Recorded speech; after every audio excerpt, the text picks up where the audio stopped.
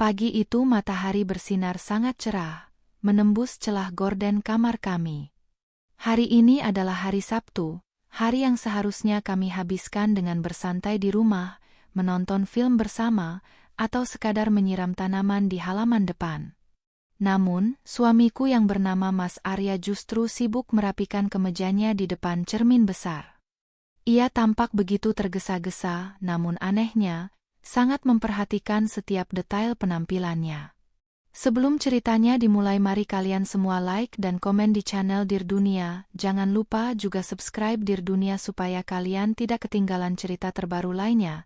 Siap mulai mendengarkan cerita sampai selesai? Yuk kita mulai ceritanya. Aku duduk di tepi tempat tidur sambil melipat selimut, mengamati gerak-geriknya dalam diam.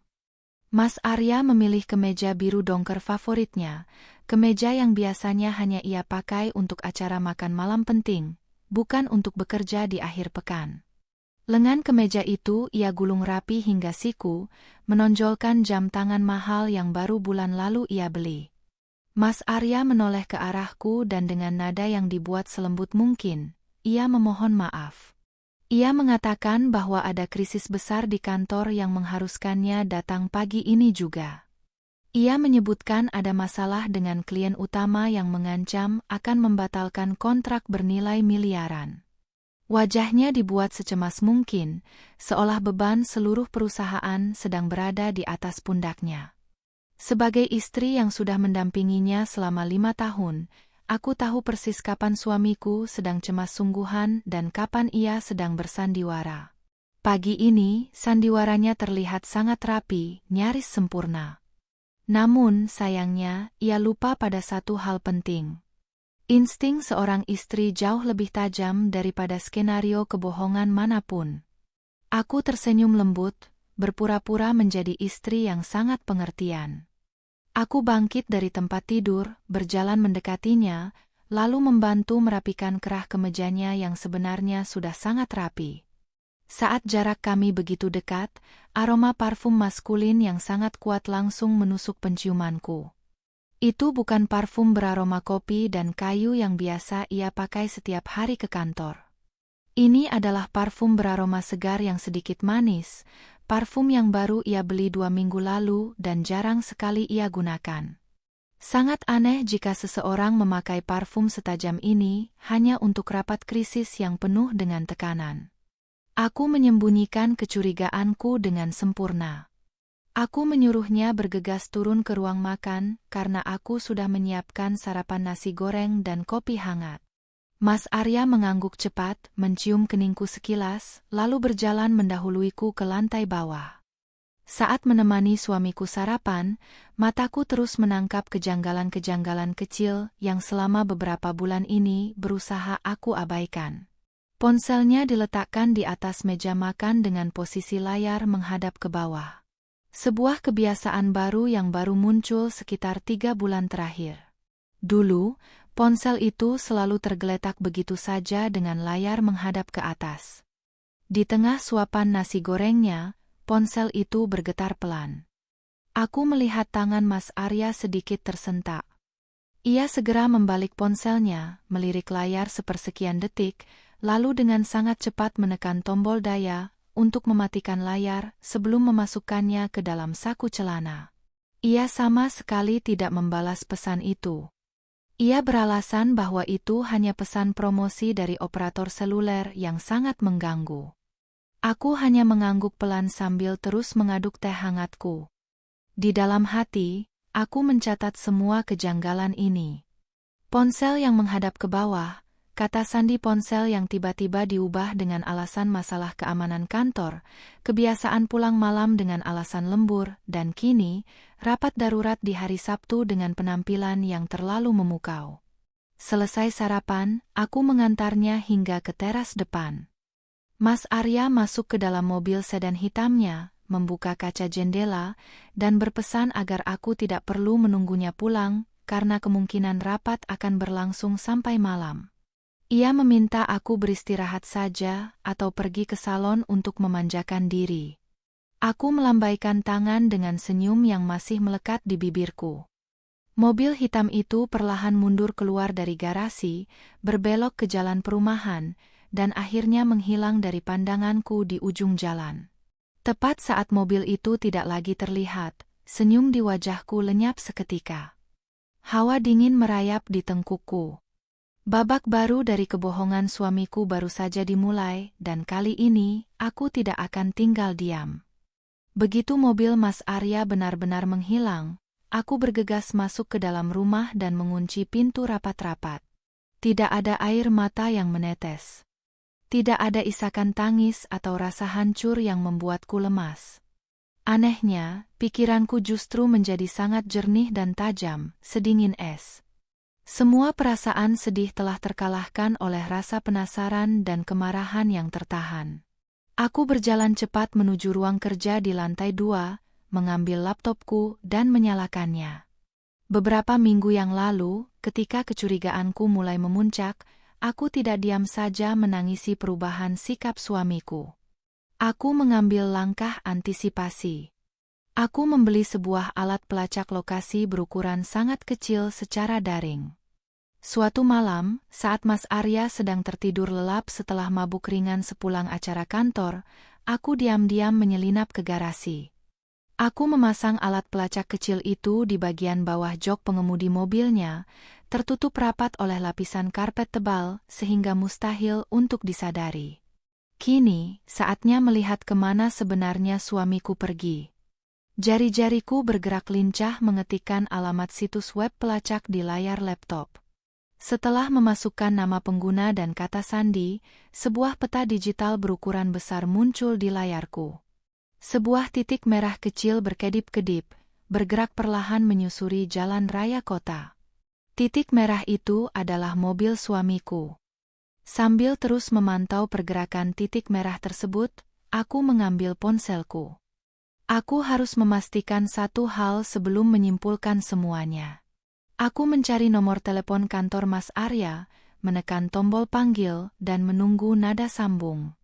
Hari Sabtu seperti ini, resepsionis utama pasti libur, tetapi bagian keamanan atau resepsionis akhir pekan biasanya tetap berjaga di lobi gedung. Panggilan tersambung. Suara seorang wanita muda terdengar ramah menyapa dari seberang sana. Aku mengenali suara itu sebagai Siska, staf administrasi yang sering berjaga lembur. Aku mengatur nada bicaraku agar terdengar seringan dan seceria mungkin. Aku menyapa Siska, menanyakan kabarnya sebentar, lalu mulai melancarkan rencanaku. Aku berkata kepada Siska bahwa aku berniat memesankan makan siang dalam jumlah besar ke kantor. Aku beralasan bahwa Mas Arya berangkat terburu-buru tadi pagi karena ada rapat krisis, sehingga aku khawatir dia dan timnya tidak sempat mencari makan siang di luar.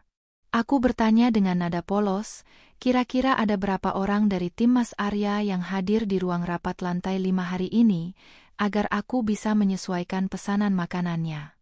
Hening sejenak di ujung telepon. Lalu, terdengar suara Siska yang terdengar bingung. Siska menjelaskan dengan sangat sopan bahwa gedung kantor hari ini sangat sepi. Ia mengatakan bahwa tidak ada jadwal rapat apapun untuk tim Mas Arya hari ini. Bahkan, ruangan divisi suamiku dalam keadaan terkunci dan lampu utamanya dimatikan sejak semalam. Siska juga menambahkan bahwa bos besar mereka sedang berada di luar negeri, sehingga tidak mungkin ada rapat krisis tingkat tinggi pada hari libur seperti ini. Jantungku berdegup kencang, memukul rongga dadaku dengan keras. Konfirmasi ini adalah paku terakhir yang menancap di peti mati kepercayaan diriku terhadap Mas Arya. Alibi suamiku hancur berkeping-keping. Rapat penting itu hanyalah omong kosong belaka. Aku mengucapkan terima kasih kepada Siska, beralasan bahwa aku mungkin salah mengingat jadwal suamiku, lalu segera mematikan panggilan tersebut. Mataku kembali menatap tajam ke layar laptop. Titik merah yang melambangkan mobil Mas Arya ternyata tidak mengarah ke kawasan pusat bisnis tempat kantornya berada. Titik itu bergerak semakin jauh menuju arah pinggiran kota yang sepi, mengarah ke kawasan perbukitan yang terkenal dengan deretan penginapan dan hotel butik eksklusif. Aku tidak boleh membuang waktu lagi. Aku segera berlari ke kamar utama untuk mengganti pakaian. Aku menolak tampil menyedihkan saat memergoki suamiku. Aku menyingkirkan baju rumahan yang kupakai dan memilih sebuah gaun selutut berwarna hitam yang elegan, dipadukan dengan blazer berwarna merah marun yang membuat postur tubuhku terlihat tegak dan penuh percaya diri. Aku memoleskan riasan tipis namun tajam di wajahku, memastikan lipstik merahku teraplikasi sempurna. Aku memasukkan ponsel pintar, ban daya cadangan, dan kunci mobil cadanganku ke dalam tas kulit kecil. Aku memastikan kapasitas memori ponselku masih sangat lega untuk merekam video berdurasi panjang. Setelah menarik napas panjang di depan cermin, aku melangkah keluar rumah dengan tatapan mata yang siap menghancurkan dunia suamiku. Titik merah di laptop tadi baru saja berhenti di sebuah lokasi, dan aku tahu persis kemana aku harus pergi sekarang. Layar ponsel yang terpasang di dashboard mobilku terus menyala, menampilkan rute bergaris biru yang harus kuikuti. Aku mengemudikan mobil perlahan membelah lalu lintas kota yang mulai padat di akhir pekan. Udara di dalam mobil terasa sangat dingin karena pendingin ruangan sengaja kuatur pada suhu paling rendah. Aku membutuhkan hawa dingin itu untuk mendinginkan kepalaku yang terasa seperti akan meledak. Kedua tanganku mencengkeram setir mobil dengan sangat erat hingga buku-buku jariku memutih. Sepanjang perjalanan, pikiranku melayang kembali ke masa-masa beberapa bulan terakhir. Seperti potongan puzzle yang akhirnya menemukan tempatnya, semua keanehan suamiku kini terangkai menjadi sebuah gambar yang sangat jelas. Aku teringat pada malam ulang tahun pernikahan kami bulan lalu. Saat itu, Mas Arya beralasan kelelahan dan hanya membelikanku sekotak kue tart kecil tanpa perayaan apapun. Ia bahkan tertidur lebih dulu saat aku masih membersihkan sisa makanan di dapur. Namun anehnya, hari ini, untuk sebuah rapat yang ia sebut sebagai krisis besar, ia memiliki energi yang berlimpah dan semangat yang menyala-nyala. Aku juga teringat pada suatu sore, ketika ia pulang dengan kemeja yang sedikit kusut dan aroma sabun mandi yang berbeda dari yang biasa kami gunakan di rumah. Saat itu, ia berdalih baru saja berolahraga di pusat kebugaran kantor dan menumpang mandi di sana. Aku yang selalu berpikir positif, hanya menganggukkan kepala dan segera memasukkan pakaian kotornya ke dalam mesin cuci. Betapa bodohnya aku saat itu. Kebaikan dan kepercayaanku telah dimanfaatkan dengan sangat kejam oleh pria yang berjanji akan menjagaku seumur hidup. Namun, tidak ada gunanya meratapi kebodohanku di masa lalu. Air mata tidak akan menyelesaikan masalah, dan menangis hanya akan membuat riasan wajahku hancur. Aku memfokuskan pandanganku ke jalanan di depan. Titik merah di peta digital kini berhenti di sebuah kawasan perbukitan di ujung selatan kota. Kawasan ini sangat terkenal dengan deretan villa pribadi dan hotel butik eksklusif yang mengutamakan privasi tingkat tinggi bagi para tamunya. Tempat yang sangat sempurna untuk menyembunyikan sebuah pengkhianatan. Setelah berkendara selama hampir 45 menit, navigasi suaraku menginstruksikan untuk berbelok ke sebuah gerbang tinggi berwarna perunggu. Sebuah papan nama elegan terbuat dari batu alam bertuliskan Hotel Mahkota Pesona menyambut kedatanganku. Ini bukan hotel biasa tempat keluarga menghabiskan waktu liburan. Ini adalah tempat di mana orang-orang berduit mencari ketenangan dan privasi yang tidak bisa ditembus sembarangan orang. Aku tidak langsung mengarahkan mobilku ke lobi utama. Menyadari bahwa staf hotel di tempat seperti ini pasti sangat peka terhadap privasi tamu, aku memilih untuk memarkir mobilku di area parkir luar yang tertutup rimbunnya pohon bambu hias. Dari titik ini, mobilku tidak akan terlihat mencolok, dan Mas Arya tidak akan menyadari kehadiranku jika ia kebetulan melihat keluar jendela. Setelah mematikan mesin mobil, aku duduk terdiam selama beberapa menit. Jantungku berdetak dengan ritme yang tidak beraturan, memompa darah dengan sangat cepat ke seluruh tubuh. Aku menarik napas panjang, menahannya selama beberapa detik, lalu menghembuskannya perlahan. Aku mengulangi proses itu hingga 3 kali sampai debaran di dadaku sedikit mereda. Aku mengambil cermin kecil dari dalam tas, memastikan tidak ada lipstik yang berantakan atau rambut yang keluar dari jalurnya. Penampilanku harus tanpa celah. Aku membuka pintu mobil, melangkahkan kaki keluar dengan mantap, dan berjalan menyusuri jalan setapak berbatu menuju bangunan utama hotel. Suara hak sepatu tinggiku yang beradu dengan batu alam terdengar, seperti detak waktu yang menghitung mundur kehancuran sandiwara suamiku. Lobi hotel mahkota pesona memancarkan aura kemewahan yang sunyi. Lantai marmernya mengkilap memantulkan cahaya dari lampu gantung kristal berukuran raksasa di tengah ruangan. Aroma serai dan lavender menguar lembut di udara, memberikan kesan menenangkan yang ironisnya sangat bertolak belakang dengan badai yang sedang berkecamuk di dalam dadaku. Hanya ada beberapa tamu yang duduk di sofa sudut, dan suasana terasa begitu sepi. Aku berjalan dengan punggung tegak dan dagu terangkat lurus menuju meja resepsionis. Di balik meja marmer panjang itu, berdiri seorang staf pria muda berseragam rapi. Ia menyambutku dengan senyum profesional dan sedikit membungkukkan badan, menanyakan apa yang bisa ia bantu untuk menyempurnakan hariku. Inilah saatnya kemampuan aktingku diuji. Aku tidak boleh terlihat seperti seorang istri yang sedang dibakar api cemburu, karena staf hotel pasti akan langsung memblokir aksesku demi melindungi tamu mereka. Aku mencondongkan tubuh sedikit ke depan, membalas senyumnya dengan senyuman yang sangat anggun dan tenang. Aku memperkenalkan diriku dengan suara yang lembut namun tegas, menyebutkan bahwa aku adalah asisten pribadi dari Bapak Arya, tamu yang baru saja datang sekitar setengah jam yang lalu.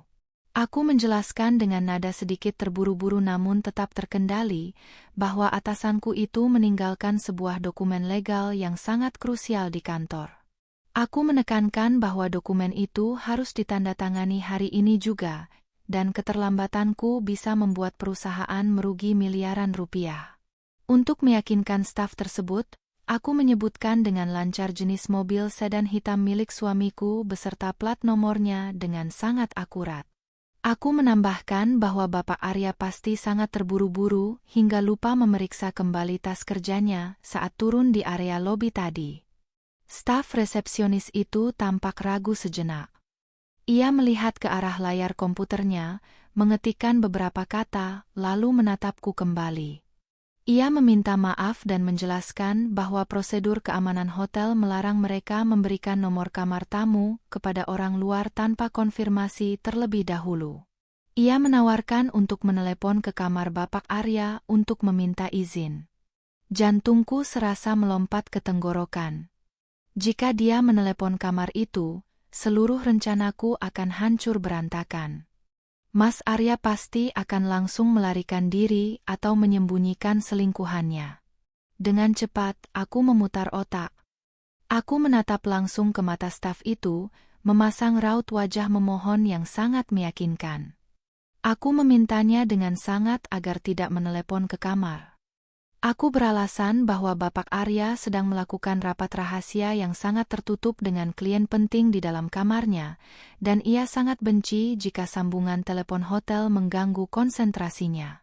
Aku menambahkan bahwa aku hanya akan mengantarkan map dokumen ini ke depan pintu, mengetuk sekali, menyerahkannya, lalu langsung pergi. Aku meyakinkan staf itu bahwa jika sampai atasanku marah karena diganggu melalui telepon, aku yang akan kehilangan pekerjaanku hari ini juga. Melihat penampilanku yang rapi, elegan, dan terlihat sangat profesional, dinding pertahanan staf pria itu akhirnya runtuh. Ia mengangguk mengerti, memberikan tatapan simpati seolah memahami beratnya bekerja di bawah tekanan bos yang galak. Ia kemudian memajukan wajahnya sedikit dan berbisik pelan, memberitahuku bahwa Bapak Arya menginap di kamar 021, terletak di lantai dasar sayap timur hotel yang menawarkan akses langsung ke taman privat. Aku menghela napas lega yang nyaris tak terdengar. Aku mengucapkan terima kasih yang sebesar-besarnya kepada staf itu, memberikan senyum terbaikku, lalu segera membalikkan badan sebelum ia berubah pikiran. Aku melangkah menuju lorong sayap timur. Semakin dalam aku masuk, suasana semakin sepi dan temaram. Lantai lorong ini dilapisi karpet tebal berwarna merah marun yang meredam suara hak sepatuku, membuat langkahku nyaris tak bersuara sama sekali. Mataku menyapu deretan angka yang menempel di pintu-pintu kayu berukir. Angka 011, angka 017, angka 019. Setiap langkah yang kuambil terasa sangat berat, seolah udara di sekitarku perlahan menghilang. Tanganku merogoh ke dalam tas, menggenggam ponselku dengan erat, lalu membuka aplikasi kamera. Aku mengubah pengaturannya ke mode rekam video. Langkahku terhenti. Tepat di hadapanku, sebuah pintu kayu kokoh berdiri memisahkan kebohongannya dan kenyataanku. Sebuah pelat kuningan mengkilap menempel di tengah pintu, menampilkan ukiran angka 021. Aku berdiri mematung di sana, menatap pintu itu. Di balik kayu tebal ini, kehidupan pernikahanku yang damai selama 5 tahun akan segera menemui akhirnya. Aku menarik napas panjang, mengangkat tanganku perlahan, dan bersiap untuk menghancurkan segalanya. Aku berdiri mematung di depan pintu kayu jati berpelitur gelap yang menampilkan angka 021 dari kuningan mengkilap. Udara di lorong hotel ini terasa semakin dingin, seolah sistem pendingin ruangan sedang berusaha membekukan aliran darahku. Otakku bekerja dengan sangat cepat, menyusun skenario terbaik untuk masuk ke dalam ruangan itu tanpa memberi mereka kesempatan untuk melarikan diri atau merapikan kekacauan yang sedang mereka buat. Mengetuk pintu secara langsung adalah pilihan yang sangat bodoh. Mas Arya pasti akan mengenali suaraku atau melihat dari lubang pengintip, lalu menolak untuk membukakan pintu. Aku membutuhkan sebuah jalan masuk yang mulus dan tidak terduga. Seolah semesta sedang berpihak pada rasa sakit hatiku, sayup-sayup terdengar suara roda kereta dorong yang bergesekan dengan karpet tebal dari ujung lorong. Aku menoleh perlahan dan melihat seorang petugas layanan kamar pria sedang mendorong sebuah meja kecil bertaplak putih bersih. Di atas meja itu terdapat nampan berisi 2 porsi sarapan mewah, sebotol jus jeruk segar, dan 2 gelas kristal tinggi. Petugas itu berjalan lurus ke arahku, tepatnya ke arah kamar tempat suamiku berada. Kesempatan emas ini tidak boleh aku sia-siakan begitu saja. Aku segera mundur beberapa langkah, bersembunyi di balik pilar besar yang berada tak jauh dari pintu kamar 021. Aku menahan napas, menekan tubuhku sedekat mungkin ke dinding pilar, dan memegang ponsel pintar di tangan kananku yang sudah menyala dalam mode perekaman video. Jantungku berdebar sangat keras hingga aku takut suaranya akan menggema di sepanjang lorong yang sunyi ini. Petugas layanan kamar itu akhirnya berhenti tepat di depan pintu kamar suamiku. Ia merapikan seragamnya sejenak, lalu mengetuk pintu kayu itu sebanyak 3 kali dengan ketukan yang sangat sopan dan berirama. Terdengar suara sahutan samar dari dalam ruangan. Suara berat seorang pria yang sangat kukenali, menyuruh petugas itu untuk menunggu sebentar. Beberapa detik yang terasa seperti berjam-jam kemudian, terdengar suara kunci elektronik yang diputar, disusul dengan bunyi klik yang menandakan pintu telah terbuka. Pintu perlahan mengayun ke dalam. Petugas layanan kamar itu melangkah masuk sambil mengucapkan salam selamat pagi dengan ramah. Inilah saatnya. Tanpa membuang waktu sedetik pun, aku keluar dari persembunyianku dan melangkah cepat menyusul dari belakang. Sepatu hak tinggiku nyaris tidak bersuara di atas karpet, namun gerakanku sangat gesit bak seekor pemangsa yang siap menerkam mangsanya. Sebelum petugas itu sempat menutup pintu kembali, aku menahan daun pintu dengan tangan kiriku dan langsung mendorongnya terbuka lebar.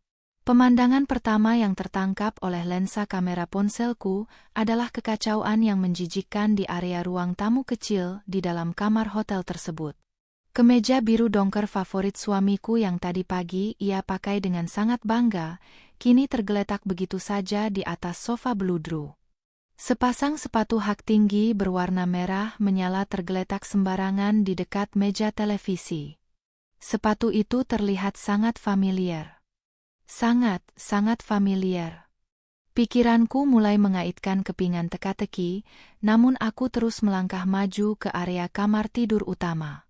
Petugas layanan kamar terkejut dan mundur beberapa langkah saat melihatku menerobos masuk, namun aku sama sekali tidak mempedulikannya.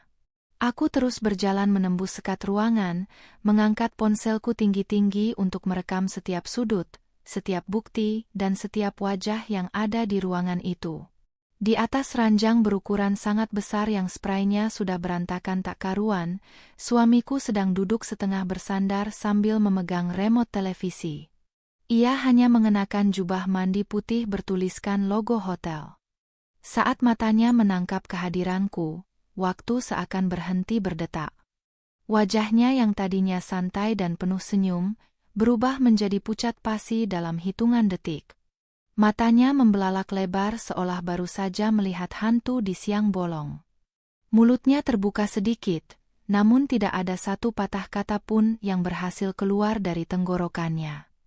Remote televisi terlepas begitu saja dari genggamannya dan jatuh ke atas karpet. Namun, kejutan terbesar bukanlah melihat suamiku di sana. Mataku beralih ke arah pintu kamar mandi yang baru saja terbuka. Seorang wanita melangkah keluar sambil mengeringkan rambut panjangnya dengan handuk kecil. Ia mengenakan jubah mandi yang sama persis dengan yang dipakai suamiku. Wanita itu menoleh ke arahku, dan pada detik itulah duniaku benar-benar hancur berkeping-keping, jauh lebih parah daripada yang pernah aku bayangkan. Wanita itu adalah Rina, sahabat karibku sejak kami masih duduk di bangku kuliah.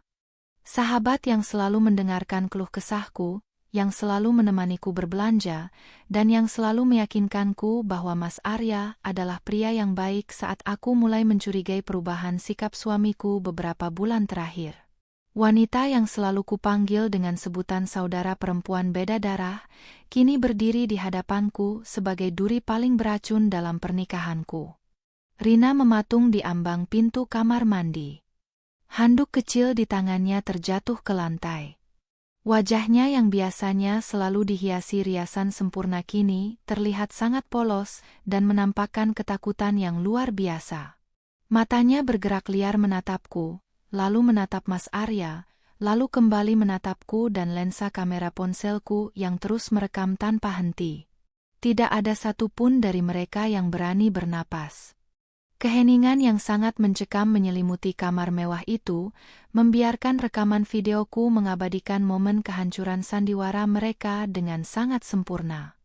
Kesunyian yang mencekam itu akhirnya pecah oleh suara langkah kaki petugas layanan kamar yang bergegas keluar dari ruangan, menutup pintu rapat-rapat karena tidak ingin terlibat dalam drama rumah tangga yang meledak di depan matanya. Kini, hanya tertinggal kami bertiga di dalam kamar pengap yang dipenuhi oleh aroma kebohongan, pengkhianatan, dan sisa parfum suamiku yang menjijikkan. Lensa kamera ponselku tetap stabil, merekam setiap detail wajah pias mereka. Mas Arya adalah orang pertama yang tersadar dari keterkejutan massal itu.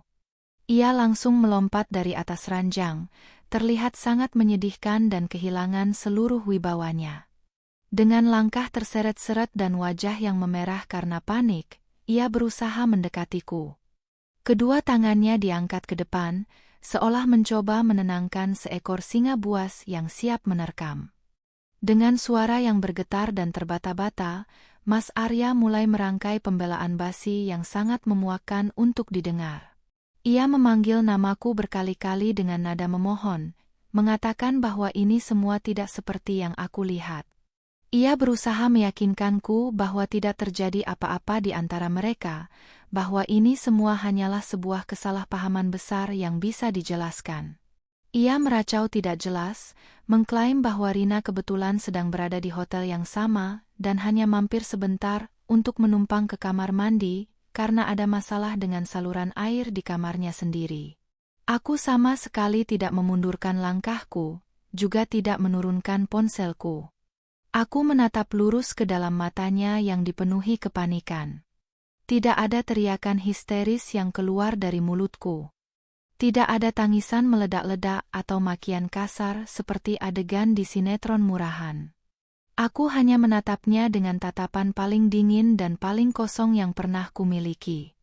Ketenanganku justru membuat Mas Arya semakin salah tingkah. Ia mencoba menyentuh lenganku untuk menghentikan rekaman videoku, namun aku langsung menepis tangannya dengan sangat keras, menatapnya dengan pandangan jijik seolah ia adalah kotoran yang tidak pantas disentuh. Pandanganku kemudian beralih kepada Rina yang masih berdiri gemetar di dekat kamar mandi. Melihat arah pandanganku, Rina mulai terisak. Air mata buaya menetes dari sudut matanya. Ia menyilangkan kedua tangannya di depan dada, mencoba menutupi tubuhnya yang hanya terbalut jubah mandi tipis. Dengan suara lirih yang dibuat-buat agar terdengar memelas, Rina mulai menyalahkan keadaan. Ia berkata bahwa ia sedang berada di titik terendah dalam hidupnya, merasa sangat kesepian, dan Mas Arya hanyalah tempatnya bersandar. Ia memohon pengampunanku, menyebut-nyebut masa lalu kami dan persahabatan kami yang sudah terjalin belasan tahun, memintaku untuk tidak menghancurkan hidupnya hanya karena satu kesalahan kecil. Satu kesalahan kecil. Kalimat itu bergema di kepalaku, membuat perutku mual seketika. Bagaimana mungkin pengkhianatan terencana yang melibatkan kebohongan berbulan-bulan, pemesanan kamar hotel di pinggir kota, dan rapat krisis fiktif ini disebut sebagai satu kesalahan kecil yang tidak disengaja? Aku tidak membalas satupun ucapan mereka. Aku membiarkan kamera ponselku merekam seluruh pembelaan menyedihkan dan air mata palsu itu. Aku berjalan memutari ranjang, menyorot pakaian dalam Rina yang berserakan di atas lantai, menyorot ke meja suamiku, dan menyorot 2 gelas minuman selamat datang yang belum sempat mereka sentuh. Semua bukti fisik ini, ditambah dengan pengakuan tidak langsung dari kepanikan mereka, sudah lebih dari cukup untuk menghancurkan mereka di pengadilan nanti. Setelah merasa durasi video sudah cukup panjang dan semua sudut ruangan telah terekam sempurna, aku menurunkan ponselku dan menekan tombol berhenti. Aku menyimpan ponsel itu kembali ke dalam tas dengan gerakan lambat dan sangat tenang. Aku merapikan kerah blazer merah marunku, memastikan postur tubuhku tetap tegak dan penuh martabat. Mas Arya kembali mendekat, kali ini ia benar-benar berlutut di hadapanku, menangis seperti anak kecil yang ketahuan mencuri mainan. Ia memohon agar aku tidak pergi, memohon agar kita bisa membicarakan ini di rumah secara kekeluargaan. Ia berjanji akan melakukan apa saja asalkan aku mau memaafkannya dan tidak menyebarkan video tersebut ke siapapun. Di belakangnya, Rina hanya bisa tertunduk lesu di tepi ranjang, menyembunyikan wajahnya yang penuh rasa malu. Aku menundukkan pandanganku, menatap puncak kepala pria yang pernah sangat aku cintai ini. Aku membuka suara untuk pertama kalinya sejak memasuki kamar ini. Dengan nada bicara yang sangat datar, pelan, namun tajam menyayat seperti sembilu, aku mengucapkan selamat atas rapat krisis yang berjalan sangat sukses. Aku memuji betapa luar biasanya kerjasama tim antara suamiku dan sahabatku dalam menyelesaikan proyek kebohongan ini. Tanpa menunggu balasan apapun dari mereka, aku membalikkan badan dengan anggun. Aku melangkah keluar dari kamar hotel tersebut, meninggalkan mereka yang masih terpaku dalam kehancuran yang mereka ciptakan sendiri. Aku berjalan menyusuri lorong berkarpet merah dengan langkah yang jauh lebih ringan dari sebelumnya. Tidak ada lagi keraguan di hatiku. Sandiwara ini telah resmi tamat, dan kini saatnya aku mengambil alih kendali penuh atas naskah kehidupanku selanjutnya. Pintu kayu jati bernomor 021 itu tertutup rapat di belakangku, mengakhiri sebuah babak panjang penuh kebohongan dalam hidupku. Udara dingin di lorong hotel yang tadinya terasa menusuk tulang, kini tidak lagi memberikan efek apapun pada kulitku. Semuanya terasa kebas. Aku melangkah menyusuri karpet tebal berwarna merah marun itu dengan ritme yang jauh lebih tenang dan teratur dibandingkan saat aku datang tadi. Tidak ada lagi debaran jantung yang gila-gilaan, tidak ada lagi rasa penasaran yang menyiksa batin, dan yang paling penting, tidak ada lagi keraguan yang menahan langkahku. Kebenaran yang sangat telanjang baru saja tersaji di depan mataku, membebaskanku dari penjara manipulasi yang selama ini dibangun dengan sangat rapi oleh pria yang kusebut sebagai pendamping hidup.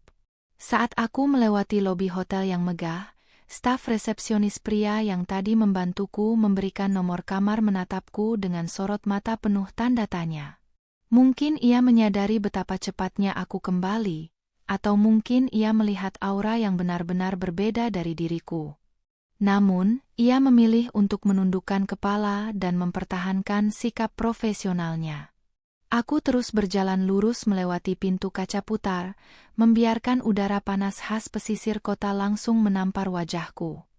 Panasnya matahari siang itu terasa sangat kontras dengan kehampaan dingin yang bersarang di rongga dadaku, namun aku menyambut rasa panas itu. Panas itu membuatku merasa hidup. Panas itu mengingatkanku bahwa aku masih bernapas dan aku harus segera bertindak. Aku masuk ke dalam mobil sedan kesayanganku, mengunci seluruh pintu secara otomatis, dan menyalakan mesin. Pendingin ruangan langsung menyala, menghembuskan udara sejuk yang perlahan menenangkan sistem sarafku. Selama beberapa menit pertama, aku hanya duduk terdiam sambil memandangi kemudi mobil. Tanganku perlahan naik untuk mencengkeram setir berbahan kulit itu. Tiba-tiba, setetes air mata jatuh dari sudut mata kiriku, meluncur melewati riasan pipiku, dan menetes di atas pangkuanku. Itu adalah satu-satunya air mata yang mengalir hari itu. Sebuah tangisan singkat untuk meratapi 5 tahun masa mudaku yang terbuang sia-sia demi mencintai seorang pengkhianat. Setelah tetesan tunggal itu jatuh, aku segera mengambil tisu dari laci dashboard, menghapus jejak air mata itu dengan kasar, dan menarik napas dalam-dalam. Masa berkabungku sudah selesai dalam hitungan detik. Kini saatnya untuk berperang. Aku segera memindahkan tuas persneling dan menginjak pedal gas, memacu mobil keluar dari area parkir Hotel Mahkota Pesona. Tepat saat mobilku berbelok menuju gerbang utama keluar, dari kaca spion tengah aku melihat pemandangan yang sangat menyedihkan. Suamiku berlari keluar dari pintu lobi hotel dengan napas tersengal-sengal. Ia tampak sangat kacau. Ia tidak lagi mengenakan jubah mandi, melainkan kemeja biru dongker favoritnya yang kancingnya terpasang berantakan. Ia berlari mengejar mobilku sambil melambaikan tangan, mencoba menghentikanku. Wajahnya dipenuhi kepanikan luar biasa. Namun, aku sama sekali tidak mengurangi kecepatan.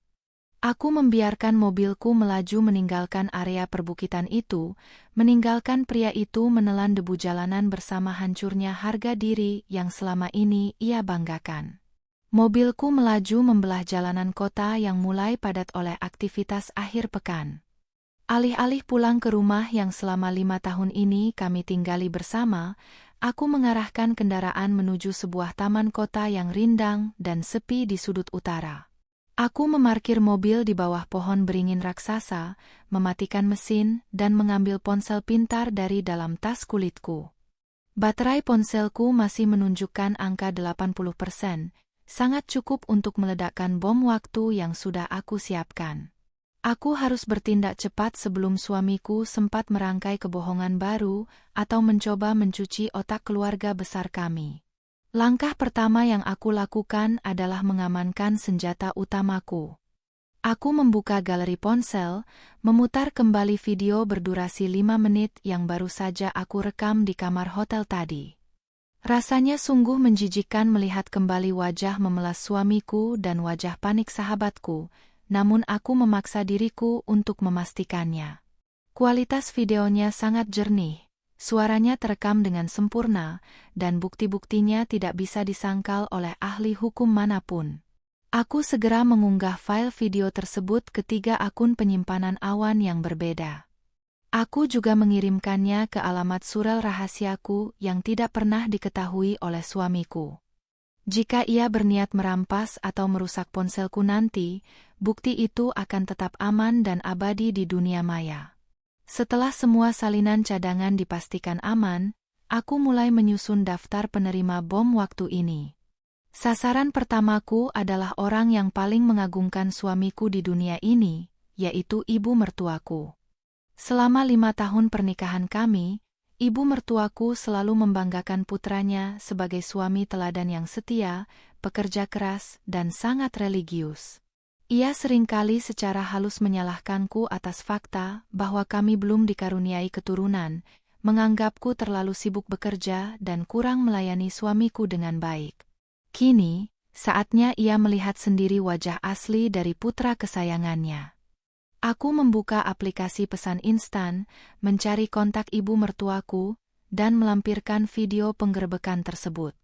Di bawah video itu, aku mengetikkan sebuah pesan naratif yang sangat panjang dan sopan, namun mematikan. Aku menuliskan permohonan maaf karena harus mengembalikan putra kebanggaannya dengan cara seperti ini.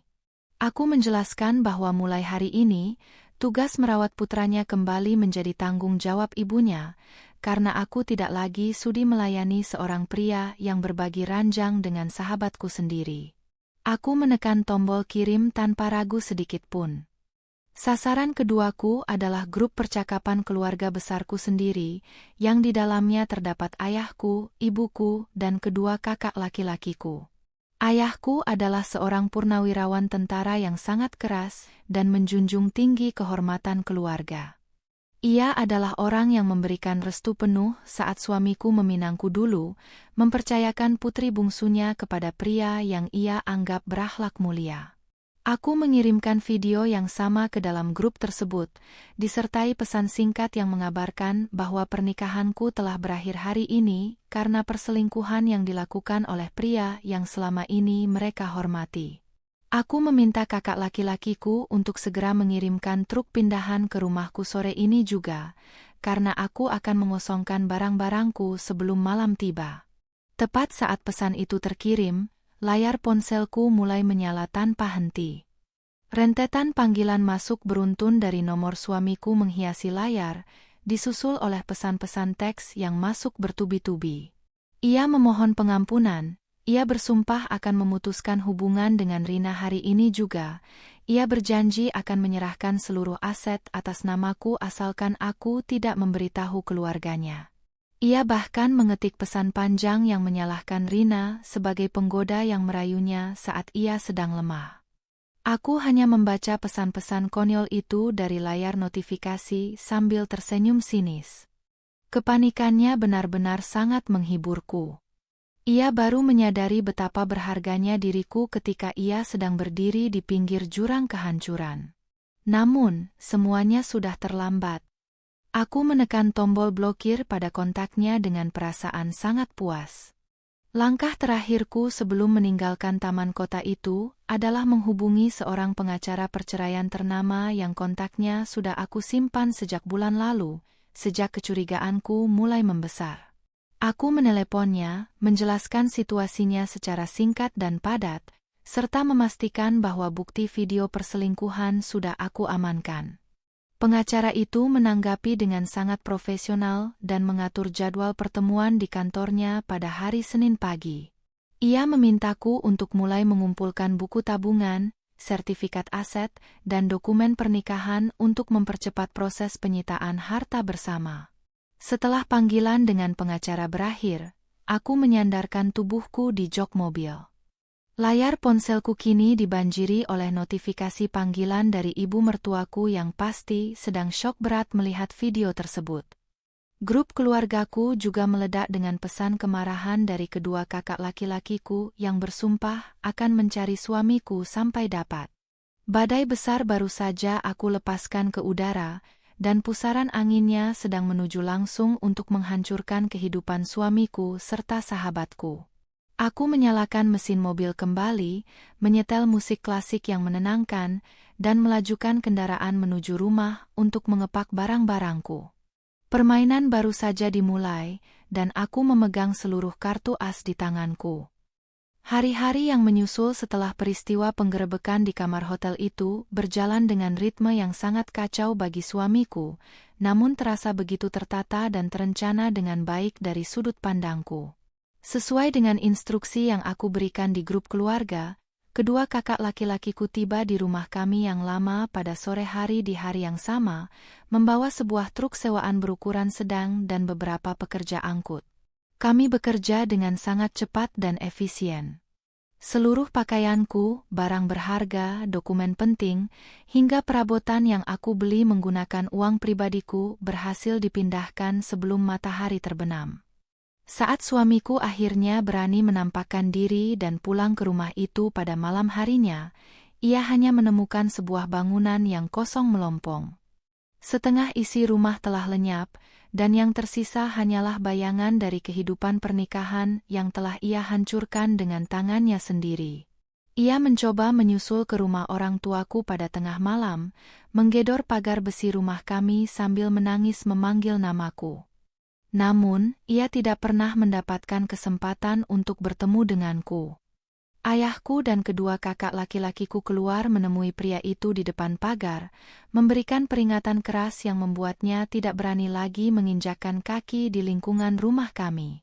Ayahku yang menahan amarah luar biasa mengatakan kepadanya bahwa jika ia berani mendekatiku lagi dalam radius 1 kilometer, urusannya bukan lagi tentang perceraian, melainkan urusan nyawa. Pria pecundang itu akhirnya pulang dengan tangan hampa di telan gelapnya malam. Kehancuran tidak hanya menimpa pihak suamiku. Badai yang sama juga menghantam kehidupan Rina dengan kekuatan penuh. Entah bagaimana caranya, video penggerebekan itu tersebar luas di kalangan teman-teman alumni kampus kami. Asumsiku, salah satu anggota keluargaku yang terlalu emosi mungkin telah membagikannya ke lingkaran sosial yang lebih luas. Rina yang selama ini membangun citra sebagai wanita anggun, agamis, dan berkelas di media sosial, tiba-tiba menjadi sasaran cemoohan yang luar biasa. Akun media sosialnya dibanjiri hujatan dari ribuan orang tidak dikenal, memaksanya untuk menonaktifkan seluruh akun pribadinya malam itu juga. Lebih parahnya lagi, kabar perselingkuhan itu sampai ke telinga pimpinan tempat Rina bekerja. Perusahaan tempatnya bernaung memiliki kebijakan yang sangat ketat mengenai moralitas dan citra karyawan di mata publik. Hanya dalam waktu kurang dari 1 minggu setelah kejadian di hotel itu, aku mendengar kabar dari seorang teman lama bahwa Rina telah diminta untuk mengundurkan diri secara paksa dari posisinya sebagai manajer pemasaran. Ia kehilangan karirnya, kehilangan reputasinya, dan kehilangan satu-satunya sahabat sejati yang pernah dengan tulus menyayanginya. Karma bekerja dengan sangat cepat dan akurat, seolah alam semesta tidak sabar untuk memberikan hukuman atas pengkhianatan yang mereka lakukan. Proses hukum untuk perceraianku berjalan dengan sangat agresif dan memihak kepadaku. Pengacaraku, seorang wanita paruh baya yang sangat tajam dan berpengalaman, menggunakan bukti video tersebut sebagai senjata pemusnah massal di dalam ruang mediasi. Saat sidang mediasi pertama digelar, suamiku datang dengan penampilan yang sangat berantakan. Wajahnya dipenuhi jambang yang tidak dicukur, kantung matanya menghitam, dan bahunya merosot turun. Ia mencoba memainkan peran sebagai pria yang depresi dan memohon simpati dari hakim mediator. Ia terus-menerus memintaku untuk memikirkan kembali memori indah selama 5 tahun kami bersama. Namun, hatiku sudah terbuat dari batu pualam yang sangat keras. Aku duduk dengan postur tegak, mengenakan setelan jas wanita berwarna putih tulang yang melambangkan kemandirian, dan menolak untuk menatap wajahnya sedikit pun. Aku membiarkan pengacaraku yang berbicara. Melalui bukti-bukti kuat berupa video, mutasi rekening yang menunjukkan aliran dana dari suamiku untuk membiayai gaya hidup Rina dan menyewa hotel mewah, serta bukti kebohongan berulang, majelis hakim sangat memahami posisiku. Sidang demi sidang berlalu dengan sangat cepat karena suamiku akhirnya menyerah dan berhenti mempersulit keadaan. Ia menyadari bahwa semakin lama ia bertarung di pengadilan, semakin banyak rahasia kotornya yang akan terbongkar ke ranah publik. Ia juga menghadapi tekanan yang sangat hebat dari keluarganya sendiri, terutama ibunya yang jatuh sakit akibat rasa malu yang tidak tertahankan di lingkungan pergaulannya. Sang ibu mertua yang dulu selalu menyudutkanku, kini tidak berani keluar rumah, karena tidak sanggup menghadapi tatapan menghakimi dari para tetangga yang mengetahui kelakuan bejat putranya. Tibalah hari di mana putusan akhir dibacakan di ruang sidang utama Pengadilan Agama. Suasana ruangan terasa sangat dingin dan formal. Hakim ketua yang berkacamata tebal membacakan lembar demi lembar putusan dengan suara yang tegas dan menggema di seluruh penjuru ruangan. Dalam putusan tersebut, gugatan ceraiku dikabulkan sepenuhnya. Lebih dari itu, tuntutan pembagian harta kekayaan yang kami ajukan juga dimenangkan oleh pihakku. Rumah mewah yang selama ini kami tinggali bersama, serta 2 unit mobil, ditetapkan menjadi milikku sebagai bentuk ganti rugi atas nafkah batin dan penderitaan moral yang diakibatkan oleh perselingkuhan tersebut. Suamiku hanya mendapatkan sebagian kecil dari aset likuid yang nilainya tidak seberapa. Pria itu menundukkan kepalanya dalam-dalam saat ketukan palu hakim bergema sebanyak 3 kali, meresmikan perpisahan kami secara hukum dan agama. Ketukan palu kayu itu adalah suara paling indah yang pernah aku dengar sepanjang tahun ini. Suara itu adalah melodi kebebasan yang memutus seluruh rantai belenggu yang mengikatku pada kehidupan beracun. Aku berdiri dari kursi pesakitan, menyalami pengacaraku dengan senyum yang sangat lebar, dan berjalan keluar dari ruang sidang tanpa menoleh ke belakang sama sekali. Aku tidak peduli dengan suamiku yang masih terduduk lesu di kursinya, meratapi kebodohannya yang telah membuang berlian demi memungut sebuah batu kerikil berlumur lumpur. Saat aku melangkah melewati pintu utama gedung pengadilan, cahaya matahari sore menyambutku dengan hangat. Angin berhembus lembut, menyapu helaian rambutku yang tergerai bebas. Aku mengambil napas yang sangat panjang, membiarkan udara segar memenuhi rongga paru-paruku, dan menghembuskannya bersama dengan seluruh sisa-sisa beban masa lalu. Aku merogoh tas tanganku, mengeluarkan kunci mobil, dan tersenyum menatap jalanan yang terbentang luas di hadapanku. Aku bukan lagi wanita bodoh yang bisa ditipu dengan alibi rapat krisis atau manipulasi murah. Aku adalah wanita mandiri yang berhasil menghancurkan pengkhianatan dengan elegan, dan hari ini, lembaran baru dalam hidupku baru saja dimulai dengan langkah yang sepenuhnya merdeka.